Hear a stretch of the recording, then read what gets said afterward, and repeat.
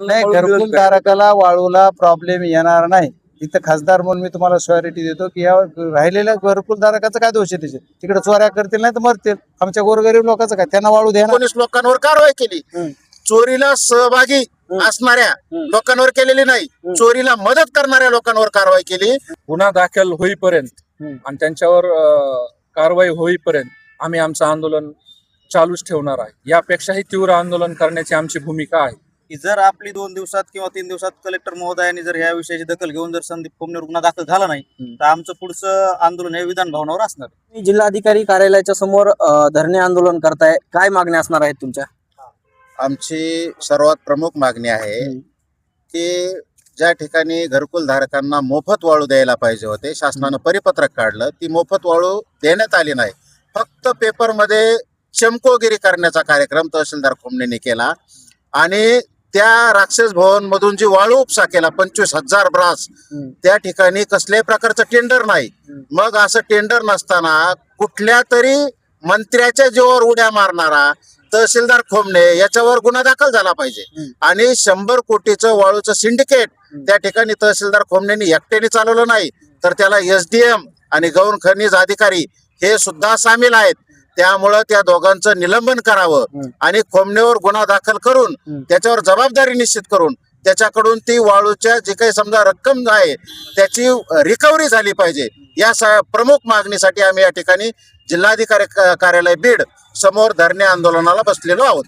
आता तुम्ही या ठिकाणी बसलेला आहे, तर कोण कोण आहे या ठिकाणी आंदोलनासाठी बसले? या आंदोलनामध्ये सर्वपक्षीय तालुक्याचे अध्यक्ष आहेत, उपाध्यक्ष आहेत, जिल्ह्याचे प्रतिनिधी आहेत, सगळ्या पक्षाचे आहेत. राष्ट्रवादी शरदचंद्र पवार साहेबांचा पक्ष असेल, उद्धव ठाकरेंचा पक्ष असेल, त्याच्यानंतर शिंदे साहेबांचा पक्ष असेल, म्हणजे सर्व पक्षीय या ठिकाणी वंचित बहुजन आघाडी सहित सर्व पक्ष या ठिकाणी बसलेले आहेत. तुम्ही आंदोलन कधीपासून चालू केलेलं? हे आंदोलन म्हणजे सगळ्यात अगोदर घोटाळाच आम्ही लोकांनी उघडकीस आणला. तहसीलदारांना फोन केला, मी स्वतः तहसीलदारांना फोन केला की बाबा माझ्या गावामधून गडीमधून 40 लोकांचे अशा पद्धतीने OTP घेतलेत. ATP तुम्ही त्या टिप्परवाला चालेल काला दिले, परंतु वाळू मिळालेली नाही. त्यांनी सांगितलं माझ्याकडे कुठल्याही प्रकारची तक्रार नाही. 1 महिन्यापासून आम्ही याचा पाठपुरावा करतोय, तक्रार नाही. मग आम्ही त्या लोकांना सांगितलं की तुम्ही तक्रार दिल्याशिवाय तुम्हाला वाळू मिळणार नाही. वाळू तर निघली आहे, पण ती फक्त कागदपत्रावरती निघली आहे. कागदोपत्री वाळूचं वाटप झालेलं आहे आणि त्याचं पूर्ण रेकॉर्ड या लोकांकडे आहे. चोरी झाली. अरे चोरी झाली, परंतु त्या चोरी झाल्याच्या नंतर 19 लोकांवर कारवाई केली. चोरीला सहभागी असणाऱ्या लोकांवर केलेली नाही, चोरीला मदत करणाऱ्या लोकांवर कारवाई केली. परंतु चोरीमध्ये प्रत्यक्ष सहभागी असणारे टिप्परवाला एकही धरला नाही.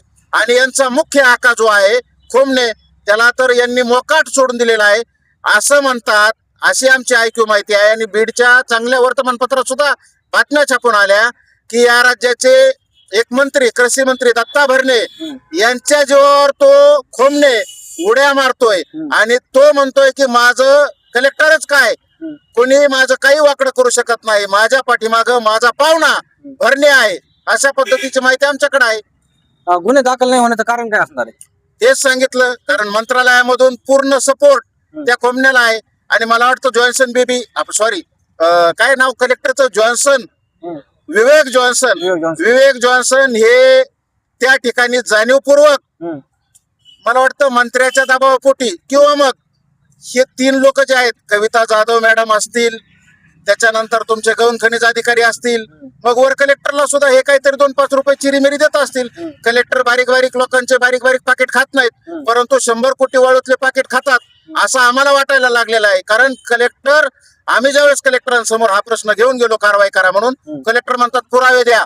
अरे कलेक्टर साहेब, 4थी मध्ये पास झालेलं लेकरू सुद्धा सांगाल की त्या ठिकाणी राक्षस भवनला वाळूचं कसल्याही प्रकारे टेंडर नाही आणि 10 महिन्यापासून वाळू उपसा चालू आहे. तर ती अनाधिकृत असल्यामुळे ही वाळू गेली कुठं? ही वाळू टिप्पर चालकाने, OTP ATP धारकाने, तहसीलदारने, त्याच्यानंतर कविता जाधव मॅडम, आणखी गौण खनिज अधिकारी या सगळ्याने संगनमत करून ही वाळू काळ्या बाजारात विकली. 35 हजार रुपये, 40 हजार रुपयाला टिप्पर विकलं आणि ते पैसे या लोकांनी त्या पैशावर डल्ला मारलेला आहे. आता तुम्ही जिल्हाधिकारी कार्यालयाच्या समोर बसलेला, तुमची काही दखल घेण्यात आली का नाही? निश्चित आमची दखल घेण्यात आलेली आहे. आतमध्ये आताच आमच्या एका मित्रांनी सांगितलं की बाबा आतमध्ये बजरंग सोनवणे जे काही खासदार आहेत त्या खासदारांची कलेक्टरची या विषयावर चर्चा झालेली आहे. की आमची ऐक्यू माहिती आहे झाली असेल नसेल झाली हे कळलं. बाप्पा भेट देणार आहेत का तुमच्या आंदोलनाला? आता ते काही सांगता येणार नाही आताच. बर. म्हणजे ते जर जागृत लोकप्रतिनिधी असतील तर 100% भेट देतील. ते जर जागृत लोकप्रतिनिधी नसतील तर निघून जातील. जर तुमची काही दखल घेण्यात नाही आली तर तुमची पुढील भूमिका काय असणार आहे? जर आजच्या आंदोलनाची दखल घेतली नाही तर पावसाळी अधिवेशन त्या ठिकाणी सुरू आहे. आम्ही सगळ्या नेते मंडळी जे काही आमचे मित्र कंपनी नेते मंडळी सर्वपक्षीय शिष्टमंडळ आहे यांनी ठरवलेलं आहे की आज दखल जर नाही झाली तर विधान भवनाच्या समोर जाऊन त्या ठिकाणी याविषयी आवाज उठवायचा आणि विधान भवनामध्ये आतमध्ये जर प्रश्न विचारला जात नसेल तर चंद्रशेखर बावनकुळे असतील, मुख्यमंत्री असतील, पर्यावरण मंत्री पंकजा मुंडे असतील त्यांची भेट घ्यायची. पंकजा मुंडे यांच्या पीएशी संपर्क साधला. त्यांनी आम्हाला भेटीचा वेळ दिलेला आहे. कारण गोदापात्रातून जे प्रचंड प्रमाणात वाळू उपसा झाला त्या वाळू उपशामुळे त्या ठिकाणी पर्यावरणाचा ऱ्हास झालाय. म्हणून आम्ही पर्यावरण मंत्र्याला सुद्धा भेटणार आहोत. 100 कोटी रुपयाचा घोटाळा झालेला आहे तरी देखील संदीप खोमणे यांच्यावरती गुन्हा दाखल होत नाही, काय सांगतात? यामागे कुणाचा तरी दबाव असल्याशिवाय संदीप खोमणे यांच्यावर गुन्हा दाखल झाला नाही आमचा या गोदावरी बचाव समितीतर्फे स्पष्ट आरोप आहे.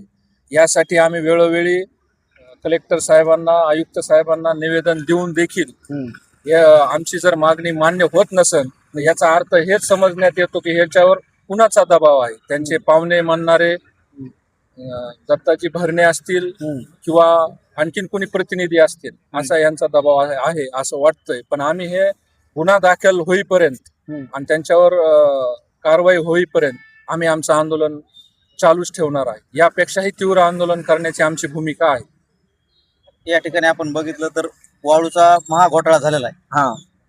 जवळपास 25,000 ब्रासचा या ठिकाणी अवैध उत्खनन झालेलं आहे. आणि साहजिकच इतके मोठं उत्खनन झाल्यानंतर पैसाही तेवढ्याच मोठ्या प्रमाणात आलेला आहे. त्यामुळे आमचा असा सरळ सरळ आरोप आहे की हे जो पैसा आलेला आहे हे आता मॅनेजमेंट चालू असेल त्यांची, त्यामुळे कदाचित गुन्हा दाखल होत नाही.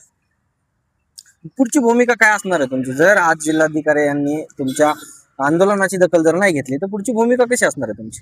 आम्ही सर्वपक्षीय समितीने या ठिकाणी ठरवलंय, आज ठरवलंच होतं आम्ही सकाळी बसतानीच, की जर आपली 2 दिवसात किंवा 3 दिवसात कलेक्टर महोदयांनी जर या विषयाची दखल घेऊन जर संदीप खोमनेवर गुन्हा दाखल झाला नाही तर आमचं पुढचं आंदोलन हे विधान भवनावर असणार.